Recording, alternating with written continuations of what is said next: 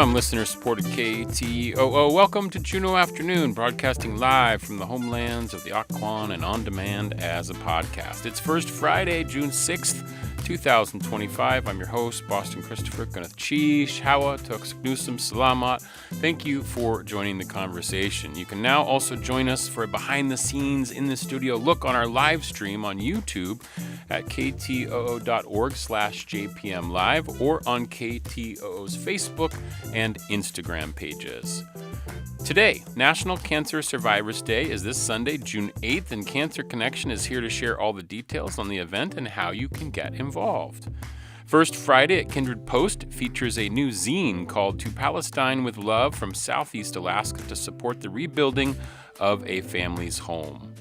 Juneau Audubon Society is here to preview Saturday's Birdwalk out at Eagle Beach, and Alaska band Blackwater Railroad Company stops in before their tour stop at the Crystal Saloon tonight, and you can also tune in live at 4:30 over on our sister station KXLL for a live performance and interview with KXLL's Kelly Icardi. Those conversations are coming up this hour on Juneau Afternoon.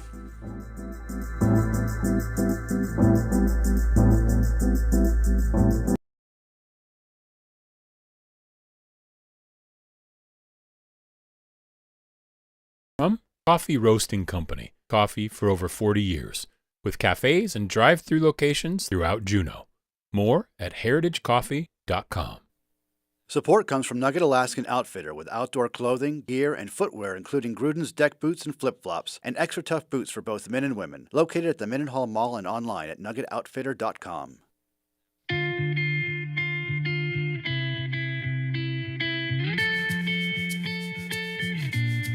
You are listening to community-supported Juneau Afternoon on KTOO at 104.3 Juneau, 91.7 Juneau Auk Bay, and online at ktoo.org. I'm Boston Christopher. You can also join us on our live stream on KTOO's YouTube, Instagram, and Facebook pages. I am joined in the studio now by Cheryl Weinberg, Cancer Connection Board President, and Ruth Johnson, who has the distinguishing mark of being a Cancer Connection board member since the beginning, it says in my notes. Gunath Chish, Yayadi, thank you so much. It's a pleasure to have you both here today. Wasiiti, how are you? Great. Nice to see you, Cheryl. Thank you, Boston. Nice to see you, too. And how are you, Ruth? Doing great. Awesome. So is that a truth? Did I speak a truth that you have been with the board since the beginning of Cancer Connection? Yes. Wow. And when was that? 1997. 1997. Yeah. So we're coming up on, this is 28th year, so 30 years soon. Wow, the time is just flying, isn't it? It is. It's just flying Absolutely. by. I can't believe it's 2025 even. But anyway, all these anniversaries are coming up for different things. There's been all these 50 anniversaries for people recently, and Cancer Connection is going to be 30 in a couple years. That's pretty cool. Now, this event, Cheryl, tell me a little bit about National Cancer Survivors Day. Okay, I'd be happy to. So it's, as it says, it's a national event, and typically it's the first Sunday in June. Mm-hmm. We're celebrating the second Sunday because most of our board members were out of town the first week in June. But we're not the only ones that pick a different day. And so it's a day where people gather in a variety of formats. You know, we have what we've done for the last several years that I'm sure we're going to talk about, the walk. But, you know, a whole variety of things going on. But basically it's to recognize and celebrate life and specific to cancer. So we're going to remember people who are possibly, not possibly, who have passed away. People who are currently in treatment, people who have no evidence of disease and are really, celebrating. And we're doing that with not only the people who've experienced cancer, but people who love them, friends, and community members.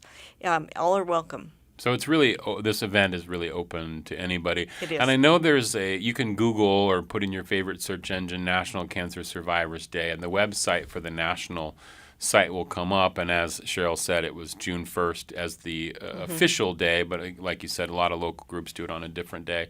And you can find resources, because that's the other thing, too, is getting the word out about resources and how people could help or how people can learn more and really not feel alone. Right, Ruth? I mean, that's part of it, too, is to not feel alone in the journey of either having cancer or knowing somebody who has cancer. That was the primary reason the organization was founded. Mike Miller, our founder, when he was flying out of town, that was the only option then. He thought, oh, my gosh, if I get through this, I don't want anybody to feel this alone again. Yeah, so definitely primarily a support organization. Yeah, and you all do some wonderful things. I know there's different things that you do. Can you remind folks about that, especially like that travel thing, helping people figure that out, right? That's a big one.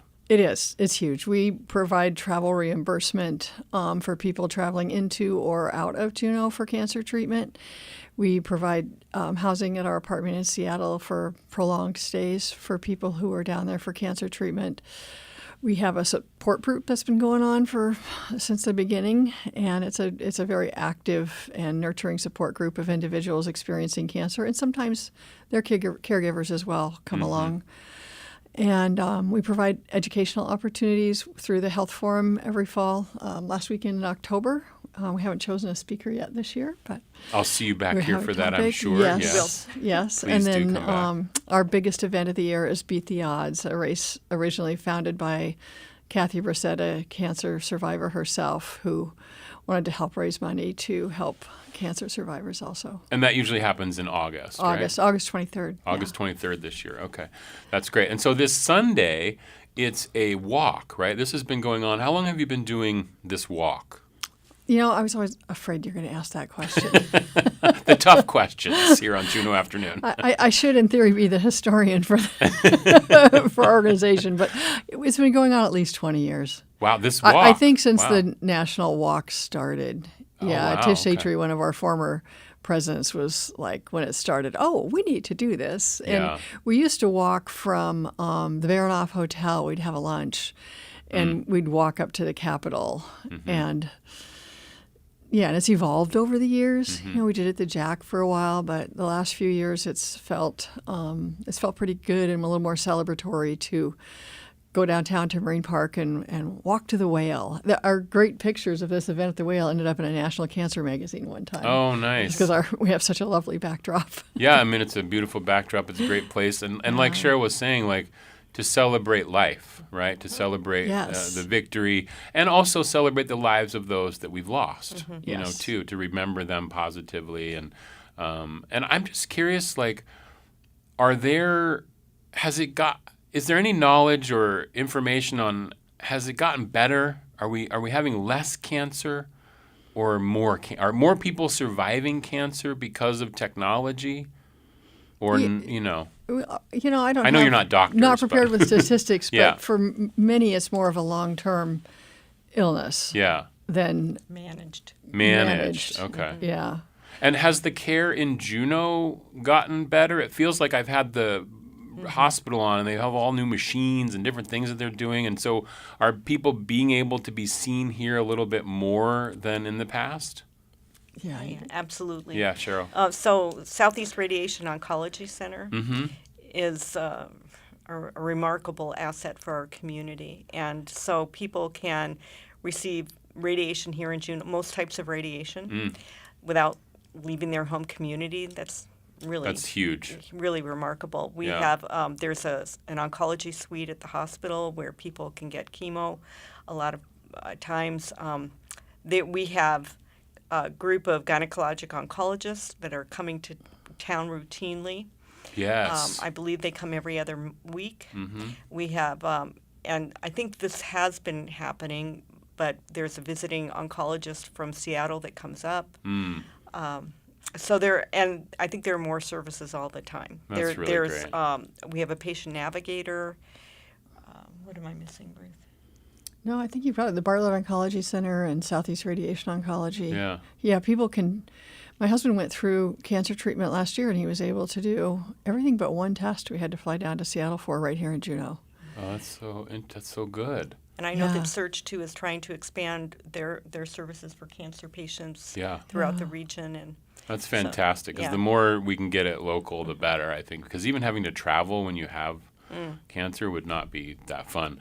This event is a wonderful, happy event to celebrate life. It's National Cancer Survivors Day. It's a walk that's happening this Sunday at 11 a.m., and you'll gather at Marine Park, and then you're going to walk to the Whale. And I see here also the promise of music, food, and fun. So what does that all involve? Well, the music, people can sing as they walk. That's always personal. But once we hit the boardwalk on the way to the Whale, then we're going to have bagpipers Oh, nice. that will accompany us with a drum. And then once we get, people have the opportunity, if they want to ring a bell as they enter Whale Park. And then we're going to have dancers. And then we're going to have a barbecue. A barbecue? Yeah. That sounds lovely. Yeah. And it's Sunday, and it starts at 11, so if people want to be involved, and like you said, it's for those who are battling cancer, those who are supporting those who have cancer, and or community members who just want to celebrate life with you all, right? Right. And one thing I want to say, because I talked to a woman who said, who's in treatment right now, I don't think I can walk that far. And that's okay. You know, I will probably be at the Whale. There will be people there at the Whale at probably by 11:20. So you don't have to do the walk. You could just meet if you don't have the If you- strength or right, whatnot. You can just meet at the Whale. Right. Yeah, that's perfect. That's Might good be a little knowledge to have. easier. Yeah. That's fantastic. And I'm just curious, like, how did you both get involved in Cancer Connection, or why are you on the board? I'll start with you, Ruth, because you're the OG, as they say. Yes, she is. Well, I was my son was on the swim team, and it was his coach, Mike Miller, who was diagnosed with a very aggressive form of prostate cancer when he was only 42. And so, I was the meet director. I was on the board. I was a banker. Everybody wants a banker on their board in those days. And How do we do finances, Ruth? so that's why I got on the board. But mostly, I think I'm one of the only board members who hasn't actually experienced cancer diagnosis myself. But my mother had 5 primary cancer diagnoses. Oh, wow. So I was a cancer supporter from a very young age, and I was really close friends with Mike, my son's coach, because of my parent volunteer time with the team. Mike was an amazing man. I'm sure there's people out there listening to me now who haven't forgotten. He lived 20 years after his diagnosis. Wow. Yeah. He ultimately had to move south. But anyway, that's my story. I've been a cancer caregiver and supporter, since I was like junior high school. My mom got her first diagnosis. Wow. Yeah. Wow. Well, good for you. I love that. And what about you, Cheryl? Well, why I'm on the board is, I have a strong family history of cancer, and so I've been monitored for years since I was in my 20s because of the constellation. And then I finally got the diagnosis 12 years ago, and I went through treatment, and I was able to get some support from Cancer Connection, emotional support, some travel assistance, and I was working full-time at the time. And when I retired in 2021, I knew that I wanted to be on one board. And because of the people I knew on the board and some kind of tangential activity I had been involved with the board, I approached them and they had an opening. And so they picked me and I picked them, and it's been a great fit. That's fantastic. Well, it's wonderful community service that Cancer Connection does. You can find out more at cancerconnectionak.org for the local organization here. And, of course, it's National Cancer Survivor Day that they're celebrating this Sunday, June 8th, at Marine Park at 11 a.m., or show up at the Whale 20 minutes later if you can't do the walk, for some music, food, and fun, and a celebration of life. Awesome. Cheryl Weinberg, Ruth Johnson, thank you so much for being here today. Gwyneth Cheesh. Thank you. Really Bob. appreciate you. Okay, now this week's edition of the Tlingit Word of the Week. You're listening to KTOO's Tlingit Word of the Week. This week's word comes from Kehinach John Martin, and the word this week is Shaw. Shaw. That means mountain. And here is a sentence. Hunnach At city ya singet ya uchja new city yashang. It's really something. For the Tlingit, the mountains are a wind fortress. Let's hear it again. Sha. Mountain. Gunas Chish to Juneau Lance Twitchell, Goldbelt Heritage Foundation, and the University of Alaska Southeast for this audio. Kehinuk John Martin was Dakdain Tan and a child of a Kagwantan man. He is from the Hunakawu, the people of Huna, and was a contributing elder and speaker at many language immersion gatherings in Glacier Bay, Yakutat, and Juneau. He attended boarding school in Shkakwe and attended Gonzaga University. And tune in next week for another Tlingit Word of the Week from KTOO. Hanson Gress, Ka eat with the shuyi, we kashuk ayitin. Jin kat ka ke jin ta kanakaya ha anikak, gunnish cheesh.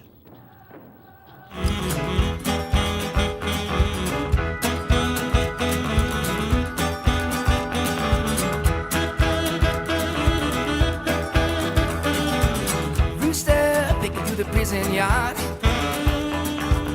Rooster living on chicken hearts. May not be living long, at least living ain't that hard. Rooster is up for the break of day. Rooster near to a better prey. Chicken heart may carry me on, but certainly not today.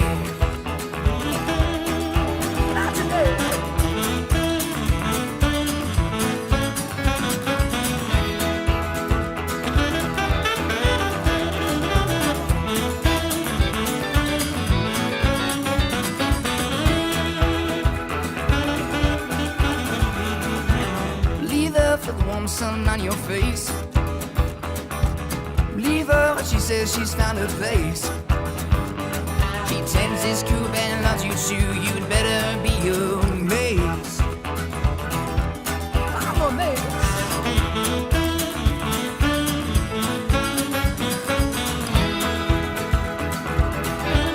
I'm amazed.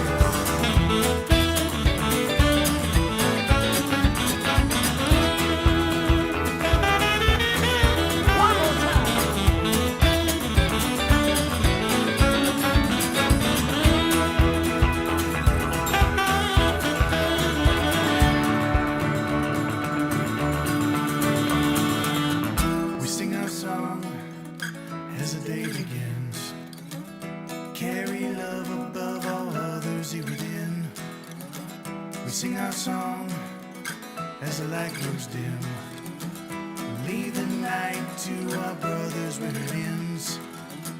We sing our song as the day. That's a little rooster from Blackwater Railroad Company. They'll be on the show a little bit later today, and you can also tune in at 4:30 on KXLL, our sister station, to hear an interview with Kelly Arcardi, and they'll play a little something live on KXLL as well this afternoon.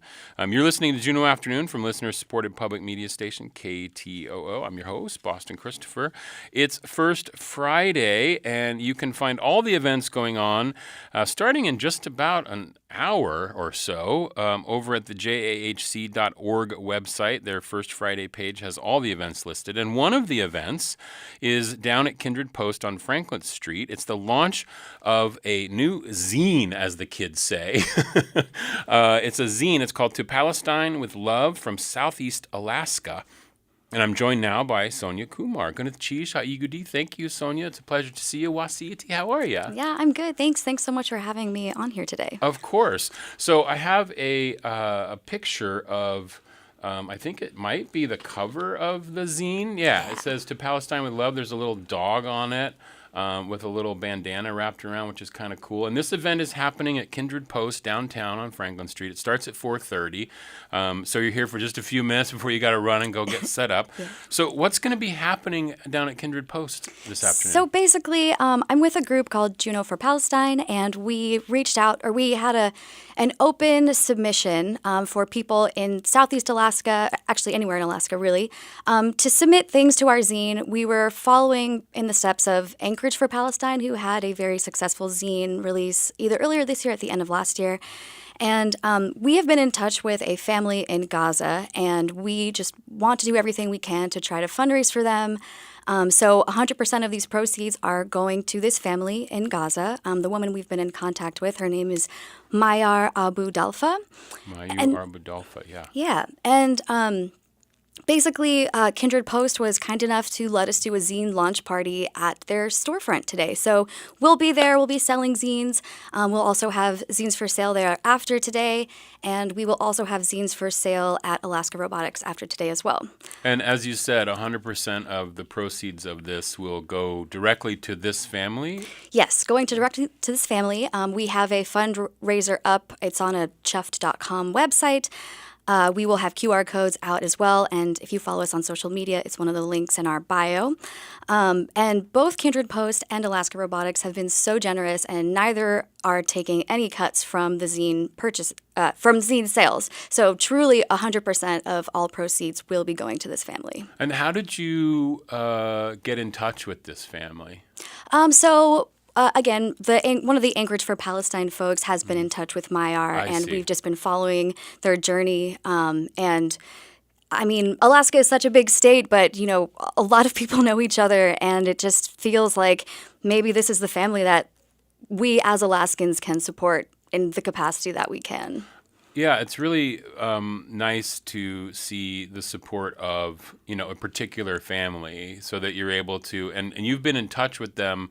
I know you have some text you're going to share with us here in a second, but so the proceeds will get directly to them as they sort of rebuild their family home, right? Is that what they have to do? Yeah, basically, they've had to be relocated multiple times, and we've been getting text messages about the price of food. So, for instance, this is from Mayar.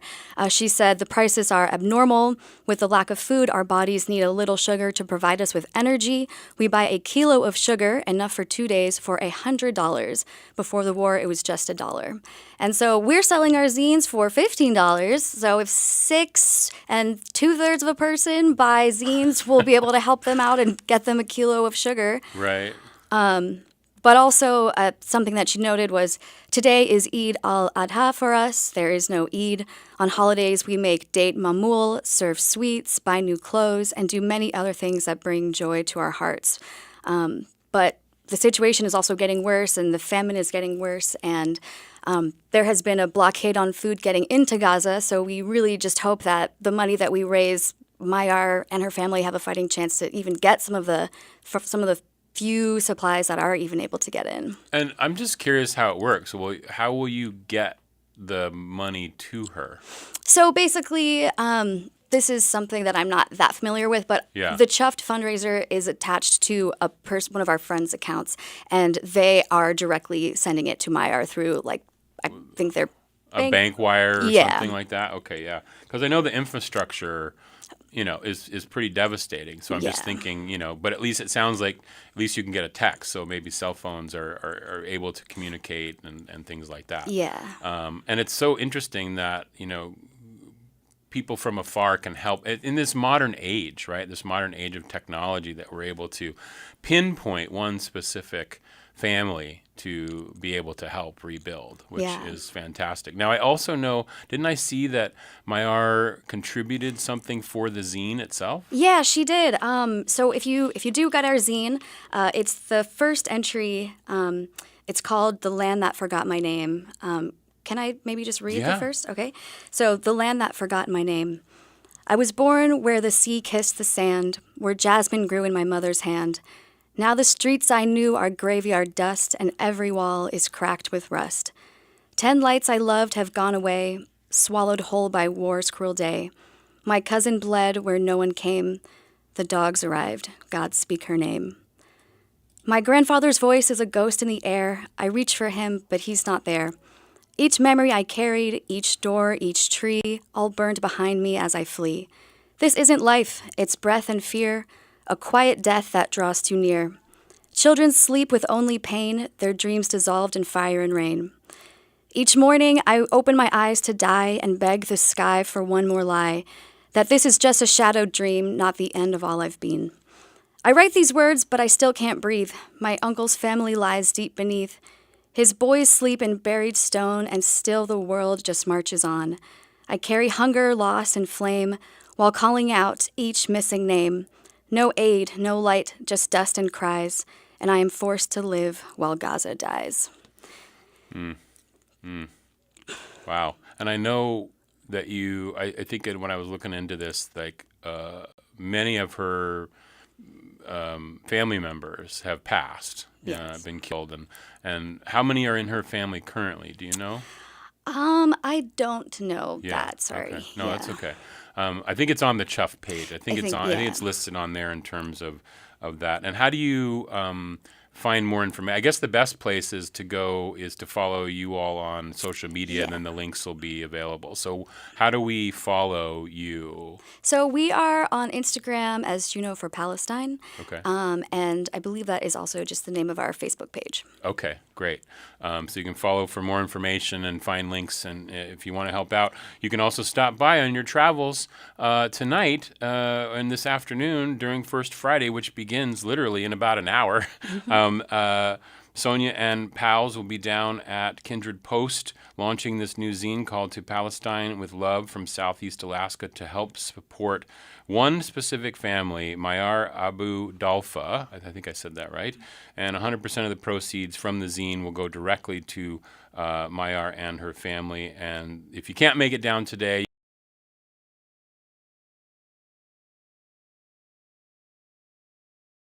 time. Also, eventually have to mention, we have so many amazing artists and writers showcased in this scene, primarily from Juneau. We have one entry from Anchorage, one from Sitka, and these are probably people that you know, and it's really amazing to Is it writing, or is it also like images and things like that? So there's poetry.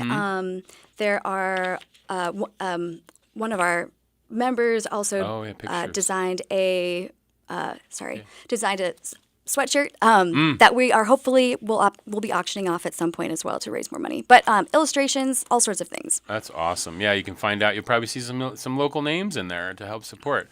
Sonia, thank you so much, Kenneth Cheese, for coming in and telling us all about it. It's First Friday, To Palestine with Love from Southeast Alaska, the new zine. Yeah, thanks so much, Boston. Absolutely. Kenneth Cheese for being here today. Okay. Up next, we'll talk with the Juneau Audubon Society about their bird walk happening tomorrow. This is Juneau Afternoon from KTOO.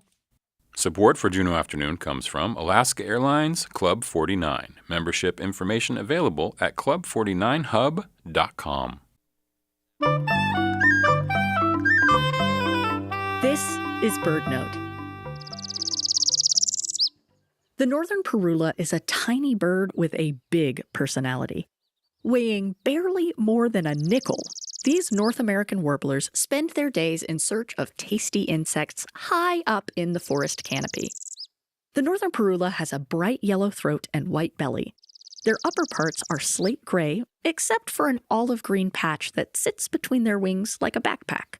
Males also sport a handsome chestnut-colored breastband. To get a good look at this varicolored wonder, first try listening for their unmistakable vocal feats. Like this upward trill, ending with a punchy note, a bit like pulling a zipper. Or a repeating series of boisterous, buzzy phrases. During the breeding season, males belt out these songs to find a mate and defend territory in the forests of the eastern U.S. and Canada. Meanwhile, females build small nests by hollowing out clumps of moss and lichen that hang up to 100 feet above the ground. After raising their young, northern parulas head south to Mexico and the Caribbean for the winter, where they'll give their voices a bit of a rest till it's time to sing again in spring. For BirdNote, I'm Ariana Rimmel. Today's show is sponsored by Gary and Liz Kennedy Ketchison, who are grateful to BirdNote for introducing us to wonderful stories about birds from around the world, like the beautiful northern parula.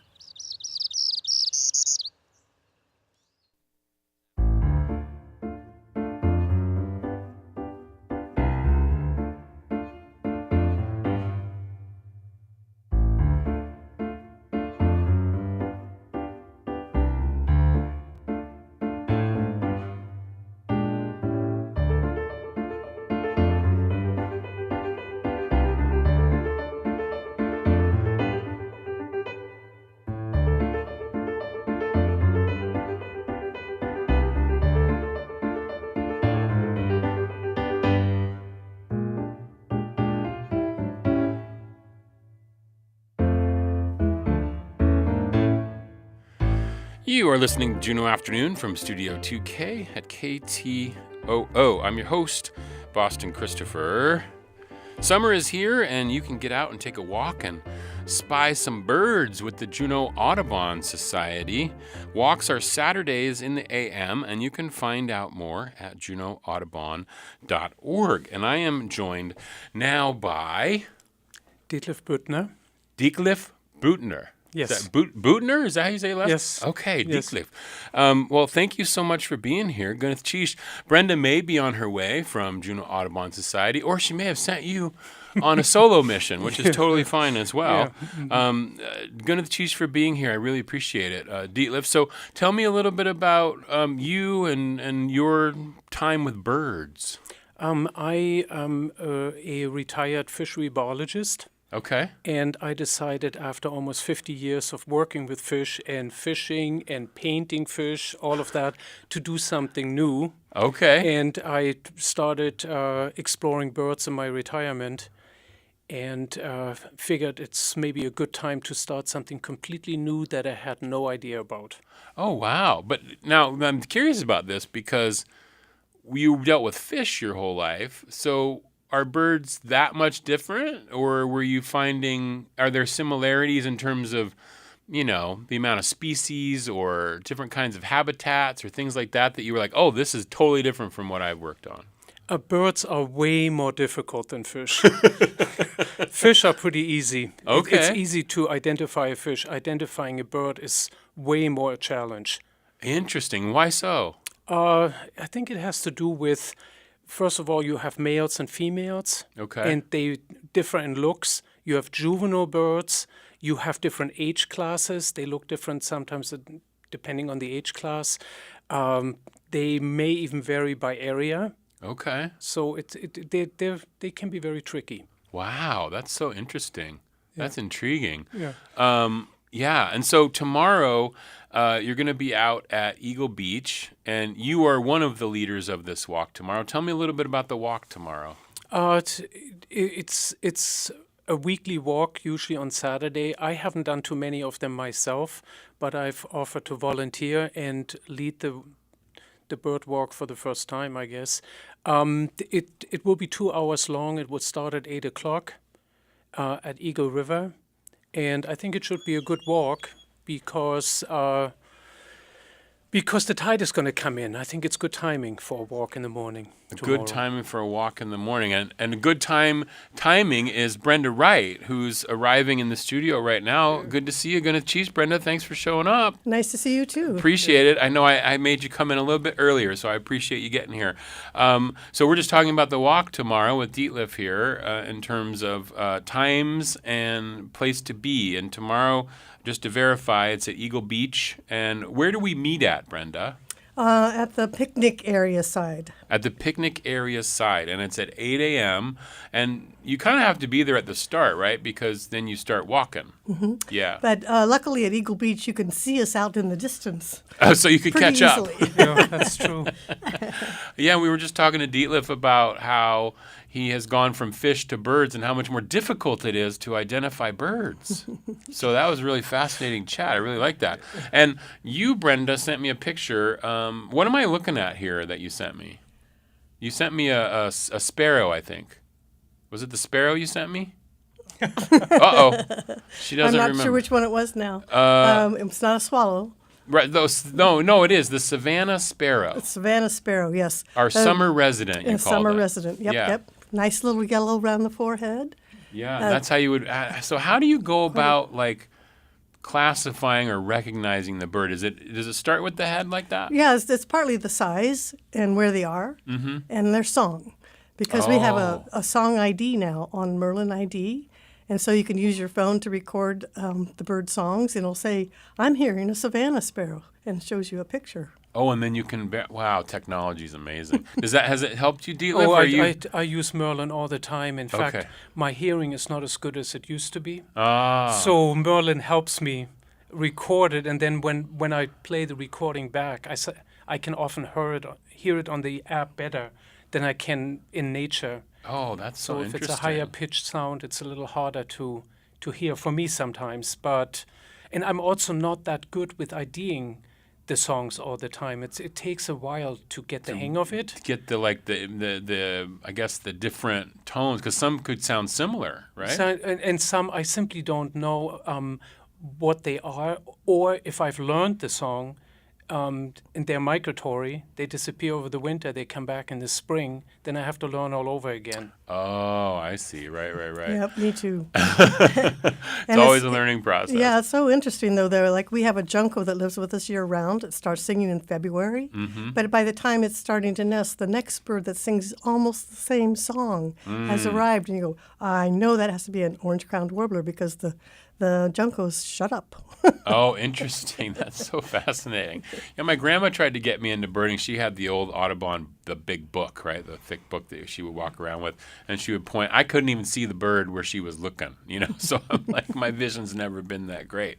And I love that Dietlif is volunteering to do this talk. So Juneau Audubon Society, the volunteers really make up people who are helping out with is it an all-volunteer organization? Yeah, our board's a volunteer. All the volunteers that lead our walks they're all volunteers.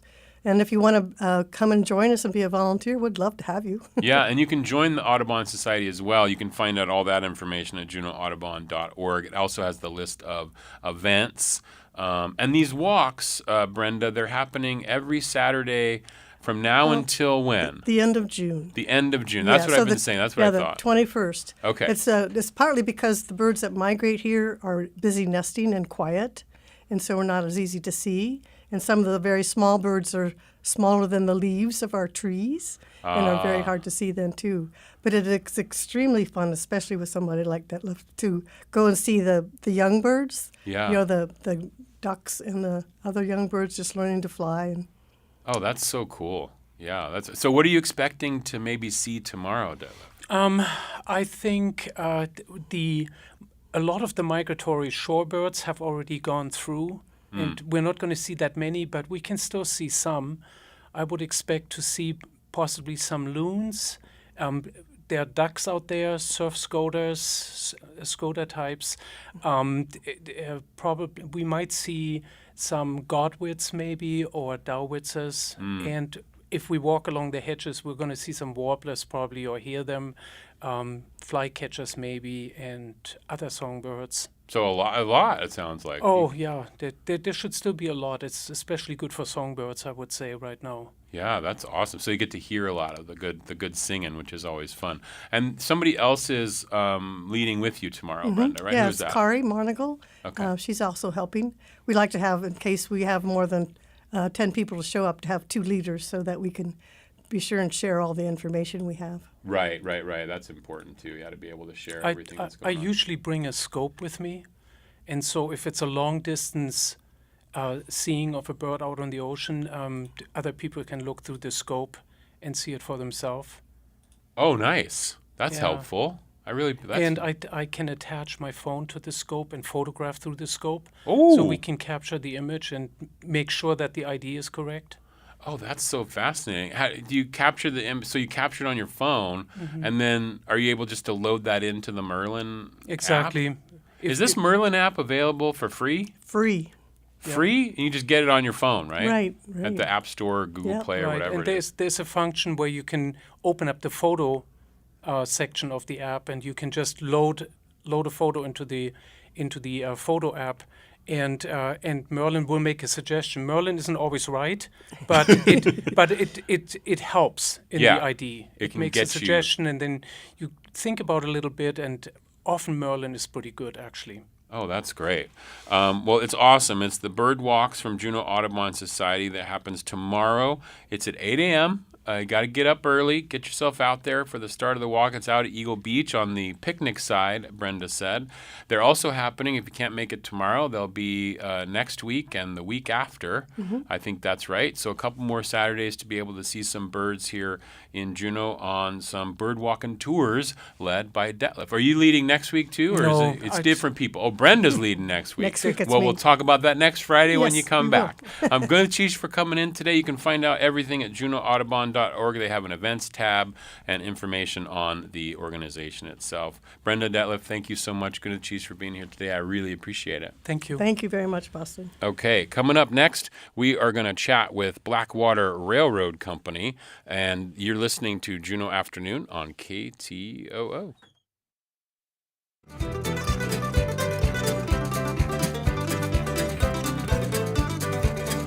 Well, a couple of lives to try and buy a moment along with you. I found the words and built the nerve to present these rich it's true. For too long, trouble came bubbling up in the other room. Should have known somebody be missing you. Here he is.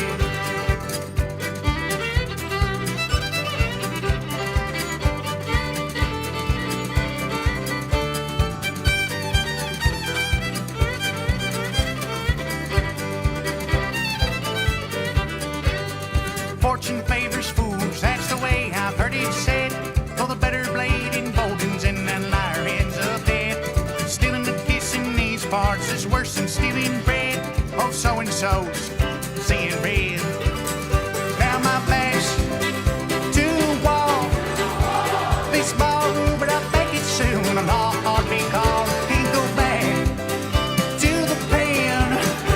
This raging bull made to play the fool wants my blade against his chin.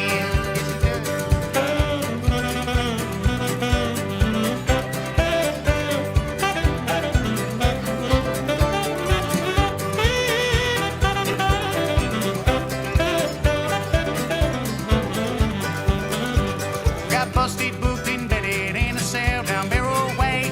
That's the last time that I trust my life to a woman from Bristol Bay. And I killed her love regardless, and I left him where he lay on the floor of the order tray. Well, this wayward life has led me to a land I can't pronounce. It haired vice and poured vice, singing gold by the ounce. I thought this work would lead me to a life of freedom. Now I got my doubts. I got my doubts. I got my doubts.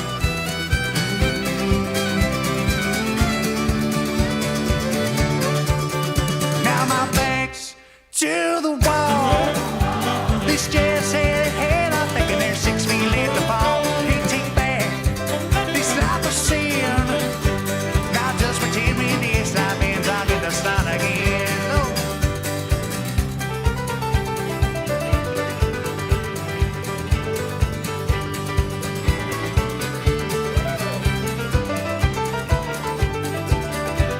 Now just pretend when this life ends, I'll get to start again.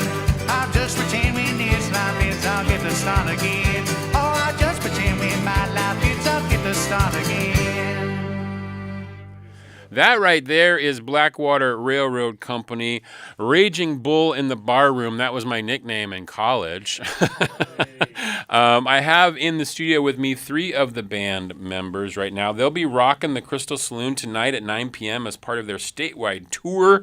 You're listening to community-supported Juneau Afternoon on KTOO 104.3 Juneau, 91.7 Juneau Auk Bay, and online at ktoo.org. You can also join us in the live stream in the studio here, backstage on KTO's YouTube, Instagram, and Facebook pages. And later today at 4:30, a little bit about half hour after we end, you can hop over to KXLL. You can see Kelly Icardi right here. Oh, actually, well, I haven't turned the video on for the stream. There we go.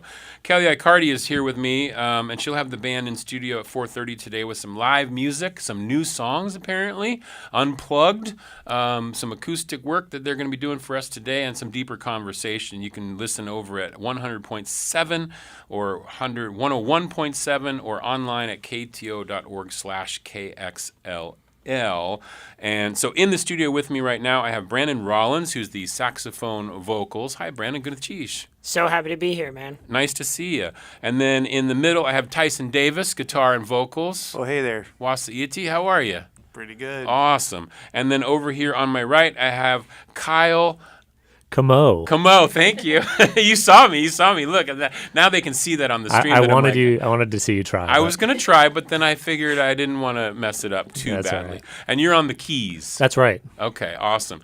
Now, Blackwater, you've been on the show Juneau Afternoon a couple times before. You recorded your album, that album that we were just listening to. You recorded that basically right here in Juneau. All of it, yeah. Downstairs. Yeah, downstairs in KTOO with the fantastic producer, Justin Smith out of Gustavus. Yeah. He's done a bunch of fun albums here in Juneau for different local artists and now for artists from around the state as well. Yeah. And so are you all now based in Anchorage? I know it started in Seward, but are you based in Anchorage now mostly? No, we're all in Seward still. Still well, in Seward, I mean, okay. three-fifths of us. Our drummer and bass player live in Anchorage. But Okay. They come down for rehearsals and stuff. And I see. So it all radiates out from Seward. So, but you do a lot of gigs in Anchorage, right? In the valley and everywhere, right? Yeah. Yeah. And so this statewide tour that we're on, where are you going? I know you're actually going to one of my hometowns, Chickaloon. You're going to be partying in Chickaloon?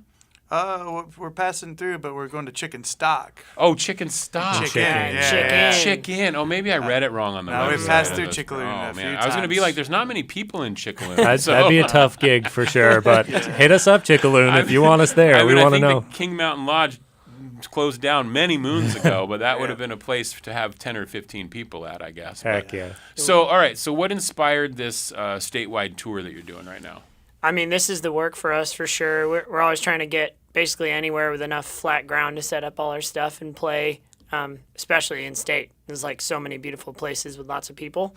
Yeah. So, yeah, I mean, lots of things. Basically, this is full time for all of us. So, yeah. Getting around and seeing people and getting to different crowds and different places. And we're going to Canada in like a week.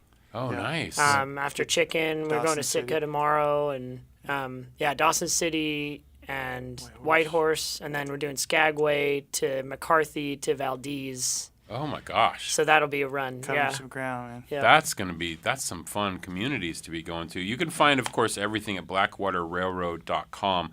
And I want to go back to something that Braden just said about doing this full time, because that is the dream for a lot of folks. What was that transition like from, hustling to getting to the point where this could be what you do for a living?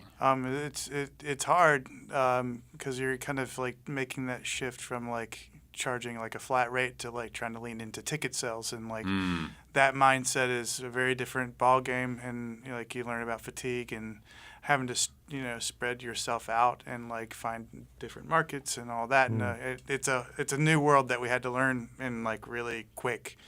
But so far it's been good to us, and Alaska has provided us the incubator that we needed to like test out a bunch of these things, and it seems to be getting us to a point where we're living off of it nowadays. Do you have like a manager and all that kind of stuff? You three are the man. You guys are handling all the stuff. Yep, every piece of merch you order at blackwaterrailroad.com is shipped out directly by us, right out of Seward. And like the stamps. We kind of joke like we're half a band and half an event production company. Like we put on a lot of our own events, especially in South Central, where we have all our gear, and we drive that stuff everywhere. And like we run our own festival in Hatcher Pass called Hatcher Rump. July 11th and 12th. Hatcher Rump? Yeah. July 11th and 12th. That's Hatcher our Pass. little music festival. The Rain Dogs are coming. Yeah, the Rain Dogs are going to be there. Oh, that's so nice. That's really cool. So that's an interesting... Okay, so then I want to ask this question, because I was thinking about this, because I feel like over the last... I don't know. For me, anyway, my experience with Blackwater Railroad, saw you come through Juneau, I don't know, a few years ago, I think it was. And it seems like the trajectory has just been, the line is going up for you all in terms of success, right? I mean, now making this transition to full-time. And is the next step to get that manager and sort of start going outside of Alaska to other places? It's an interesting balance. So like in the lower 48 or like booking places that we don't live, that definitely is a goal. But it's interesting here because not a lot of people know more stuff than we do about where to go and where to play. Right. And half the time it's a place that they don't know that they're a venue yet. We go there and we say, hey, we have everything. People will come to this show. Do you want to have a show? And they say yes. And then all of a sudden things can happen in Alaska that in the lower 48 it's much more structured. All the gear is there. You can count on everything. But us, we have to check, like, is there running water? Right. Yeah. I think of our local wonderful musician Marion Call, who has toured around and done all that stuff in the States and done house tours and stuff. But what's different about that is that's a solo singer-songwriter, or maybe with one other person. But this is like, I think you described the music last time you were here, sort of like Americana, folklore, but it's got like blues and rock, and it's got all that sort of fused in together. Yeah. And it's, what is it, five dudes, right? Yeah. That's a lot of gear, that's a lot of people, that's a lot of noise, that's a lot of space. That is a little different than, let's say, a singer-songwriter who's got a guitar. We're having to rent our own spaces a lot of the times, and like we learning how to pull permits to shut down streets, to like working with DNR to like get permits to do shows on like public lands. I mean, we've done flying helicopters in to get porta potties to places. Like we've done all these like crazy logistics that you wouldn't ever think of doing anywhere else. Here it's just commonplace because. If you do some crazy stuff, usually some Alaskans will be like, "Yeah, I want to do that."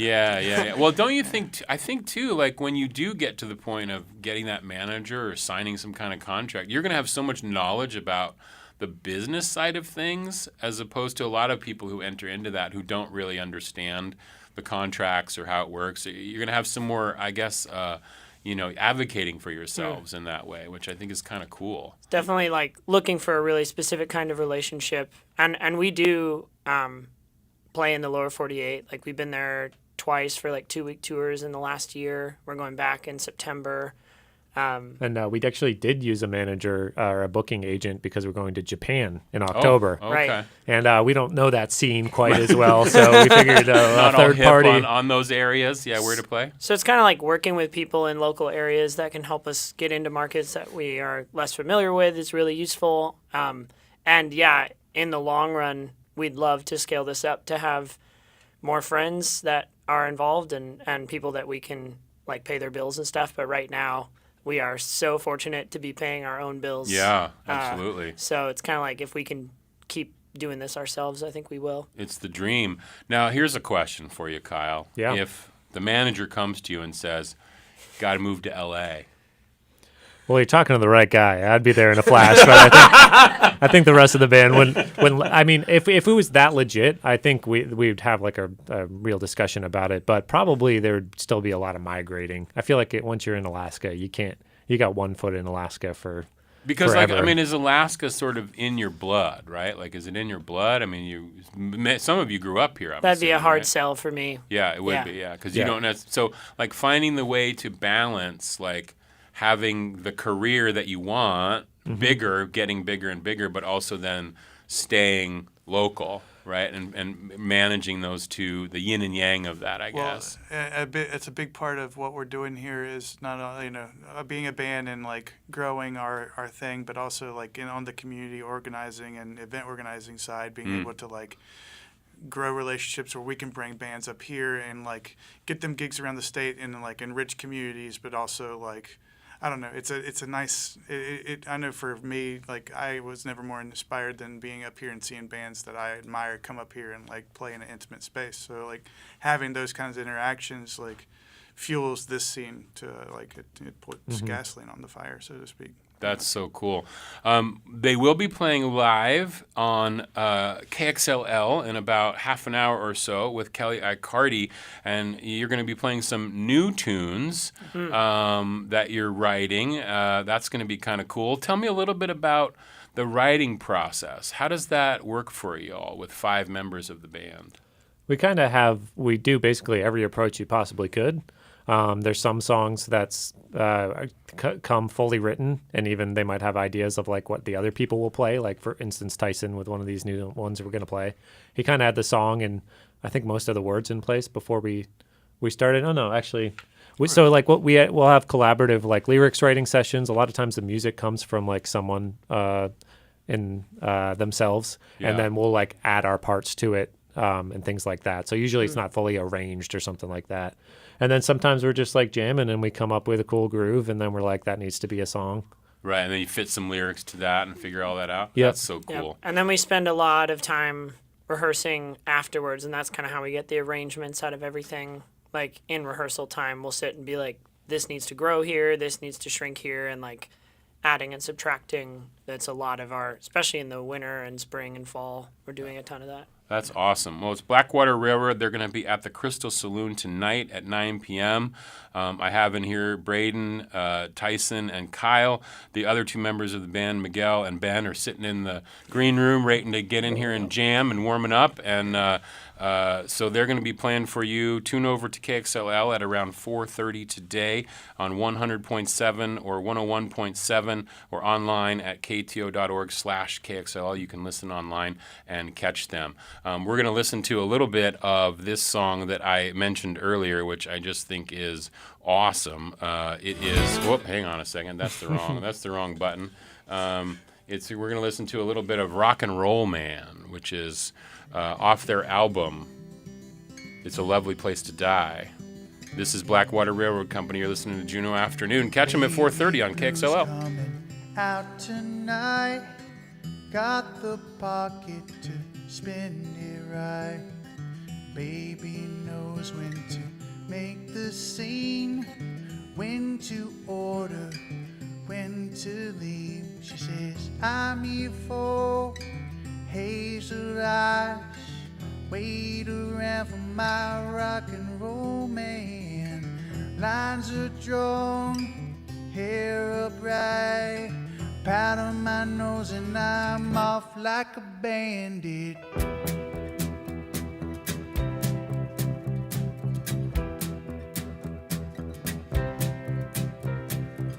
Baby blues keeping out the light, in the shadow she's catching eyes. Every charmer takes their chance, shuts it down with a crooked glance. She says, I'm here for hazel eyes, wait around for my rock and roll man. Lines are cast, morning light, hopes are high but they'll wake up stranded. Some get off by staying home. She likes to move towards the danger. There ain't nothing like getting lost by yourself with a stranger.